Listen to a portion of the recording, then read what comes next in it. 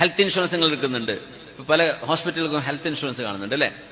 നിങ്ങൾ എത്രയാണോ പേ ചെയ്യുന്നത് ആ പൈസയുടെ ചികിത്സ, നിങ്ങൾ 5000 കൊടുത്തിട്ടാണ് പോളിസി എടുത്തത്, 5000 രൂപയുടെ ചികിത്സ നിങ്ങൾക്ക് ജായിസാണ് അല്ലെ? വലിയൊരു ട്രീറ്റ്മെന്റ് നിങ്ങൾക്ക് വേണ്ടി വന്നു, നിങ്ങളുടെ കയ്യിൽ കൊടുക്കാൻ പൈസ ഇല്ല, നിങ്ങൾക്ക് ഒരു നിലക്കും അത് പേ ചെയ്യാൻ കഴിയില്ല, മജ്ബൂറാണെന്ന് വിചാരിക്കുക.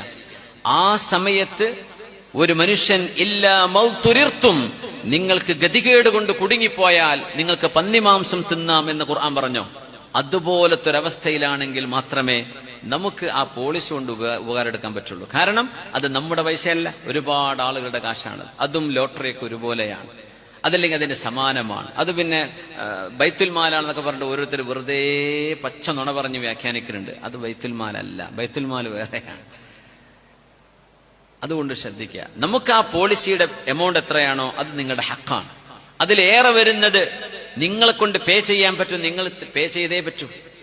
നിങ്ങൾ കുടുങ്ങിപ്പോയി, അള്ളാഹുവിന്റെ മുമ്പിൽ നിങ്ങൾക്ക് വേറെ വഴിയൊന്നുമില്ല, എന്നാൽ അത് ഉപയോഗിക്കാം എന്നല്ലാതെ. ഇത്തരം വിഷയങ്ങളൊക്കെ വളരെ ഗൗരവമാണ്. നമ്മൾ വിചാരിക്കും ഇതൊക്കെ അള്ളാഹുവിന്റെ ദീൻ എന്ന് പറയുന്ന നിസ്കാരം, നോമ്പ് അതോടെ തീർന്നു അല്ല. ജീവിതം മുഴുക്കയും അള്ളാഹുവിനെ സമർപ്പിക്കുമ്പോഴേ മുസ്ലിം ആവുക.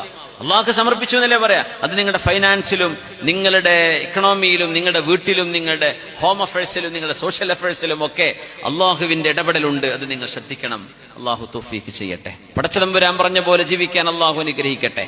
ആമീൻ യാ റബ്ബൽ ആലമീൻ.